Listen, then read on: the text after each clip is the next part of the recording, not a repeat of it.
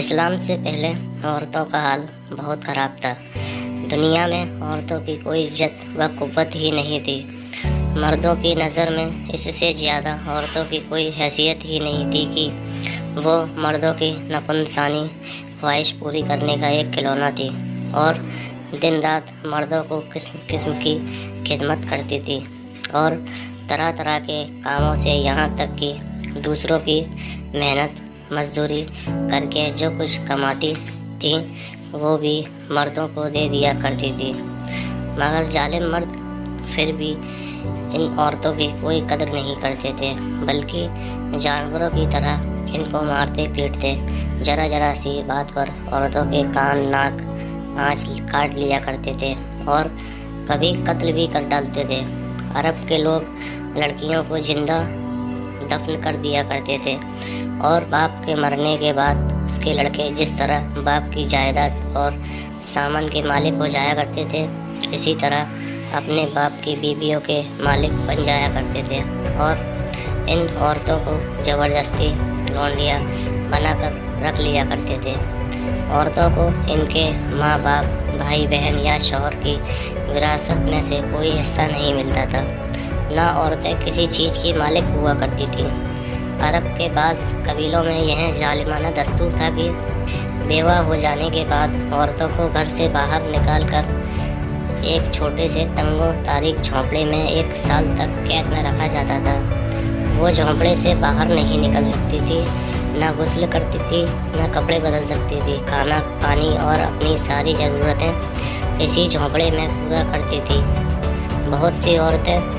تو گھٹ گھٹ کر مر جاتی تھی اور جو زندہ بچ جاتی تھی تو 1 سال کے بعد ان کے آنچل میں اونٹ کی مینگنیاں ڈال دی جاتی تھی اور ان کو مجبور کیا جاتا تھا کہ وہ کسی جانور کے بدن سے اپنے بدن کو رگڑیں، پھر سارے شہر کا اسی گندے لباس میں چکر لگائیں اور ادھر ادھر اونٹ کی مینگنیاں پھینکتی ہوئی چلتی رہیں۔ یہ اس بات کا اعلان ہوتا ہے کہ ان عورتوں کی عزت ختم ہو گئی ہے۔ اسی طرح کی دوسری بھی طرح طرح کی خراب اور تکلیف دہ رسمیں تھیں جو غریب عورتوں کے لیے مصیبتوں اور بلاؤں کا پہاڑ بنی ہوئی تھی اور بیچاری مصیبت کی ماری عورتیں گھٹ گھٹ کر اور رو رو کر اپنی زندگی کے دن گزارتی تھیں۔ ہندوستان میں تو بیوہ عورتوں کے ساتھ ایسے دردناک ظالمانہ سلوک کیے جاتے تھے کہ جن کو سوچ سوچ کر کلیجہ منہ کو آ جاتا ہے۔ ہندو دھرم میں تو ہر عورت کے لیے فرض تھا کہ وہ زندگی بھر قسم قسم کی خدمتیں کر کے پتی پوجا شوہر کی پوجا کرتی رہے اور شوہر کی موت کے بعد اس کی چتا کی آگ کے شعلوں پر زندہ لیٹ کر ستی ہو جائے، یعنی شوہر کی لاش کے ساتھ زندہ عورت بھی جل کر راکھ ہو جائے۔ گرچہ پوری دنیا میں وہ بے رحم اور ظالم مرد عورتوں پر ایسے ظلم و ستم کے پہاڑ توڑتے تھے کہ ان ظالموں کے داستان سن کر ایک دردمند انسان کے سینے میں رنج و غم سے دل ٹکڑے ٹکڑے ہو جاتا ہے۔ ان مظلوم اور بے بس عورتوں کو مجبوری و لاچاری کا یہ عالم تھا کہ سماج میں نہ عورتوں کے کوئی حقوق تھے، نہ ان کی مظلومیت پر داد و فریاد کے لیے کسی قانون کا کوئی سہارا تھا۔ ہزاروں برس تک یہ ظلم و ستم کی ماری دکھیاتی عورتیں اپنی اس بے کسی اور لاچاری پر روتی بلبلاتی اور آنسو بہاتی نہیں، مگر دنیا میں کوئی بھی ان عورتوں کے زخموں پر مرہم رکھنے والا اور ان کی مظلومیت کے آنسوؤں کو پہنچنے والا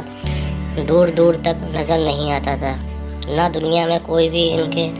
دکھ درد کی فریاد سننے والا تھا، نہ کسی کے دل میں ان عورتوں کے لیے بال برابر بھی رحم و کرم کا کوئی جذبہ تھا۔ عورتوں کے اس حال زار پر انسانیت رنج و غم سے بے چین اور بے قرار تھی، مگر اس کے سوا کوئی چارہ کار نہیں تھا کہ وہ رحمت خدا بندی کا انتظار کرے کہ غیب سے کوئی ایسا سامان پیدا فرما دے کہ اچانک ساری دنیا میں ایک انوکھا انقلاب نمودار ہو جائے اور لاچار عورتوں کا سارا دکھ درد دور ہو کر ان کا بیڑا پار ہو جائے۔ چنانچہ رحمت کا آفتاب جب طلوع ہو گیا تو ساری دنیا نے اچانک یہ محسوس کیا کہ جہاں تاریک تھا، ظلم ظلمت کدا تھا، سخت کالا تھا، کوئی پردے سے کیا نکلا کہ گھر گھر میں اجالا تھا، اور عورت اسلام کے بعد جب ہمارے رسول رحمت حضور محمد مصطفیٰ خدا کی طرف سے دین اسلام سے لے کر تشریف صلی اللہ علیہ وسلم لائے تو دنیا بھر کی سجائی ہوئی عورتوں کی قسمت کا ستارہ چمک اٹھا، اور اسلام کی بدولت ظالم مردوں کے ظلم و ستم سے کچلی اور روندی گئی ہوئی عورتوں کا درجہ اس قدر بلند و بالا ہو گیا کہ عبادت و معاملات بلکہ زندگی اور موت کے ہر محلے اور ہر موڑ پر عورتوں مردوں کے دوش بدوش کھڑی ہو گئی اور مردوں کی برابری کے درجے پر پہنچ گئی۔ مردوں کی طرح عورتوں کے بھی حقوق مقرر ہو گئے، اور ان کے حقوق کی حفاظت کے لیے خدا بندی قانون آسمان سے نازل ہو گئے، اور ان کے حقوق دلانے کے لیے اسلامی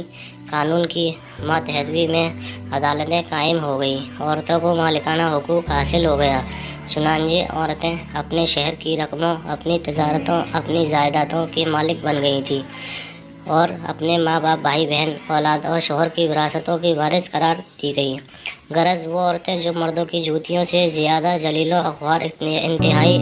مجبور و لاچار تھیں، وہ مردوں کے دلوں کا سکون اور ان کے گھروں کی مالک بن گئیں۔ چنانچہ قرآن مجید نے صاف صاف لفظوں میں اعلان فرما دیا کہ اللہ نے تمہارے لیے تمہاری جنس سے بیویاں پیدا کر دی تاکہ تمہیں ان سے تسکین حاصل ہو، اور اس نے تمہارے درمیان محبت و شفقت پیدا کر دی۔ اب کوئی مرد بلا وجہ نہ عورتوں کو مار پیٹ سکتا ہے، نہ ان کو گھروں سے نکال سکتا ہے، اور نہ ہی کوئی ان کے مال و اسباب یا جائیدادوں کو چھین سکتا ہے، بلکہ ہر مرد مذہبی طور پر عورتوں کے حقوق ادا کرنے پر مجبور ہے۔ چنانچہ خداوند قدوس نے قرآن مجید میں فرمایا کہ عورتوں کا مردوں پر ایسے ہی حقوق ہے جیسے مردوں کے عورتوں پر، اچھے سلوک کے ساتھ،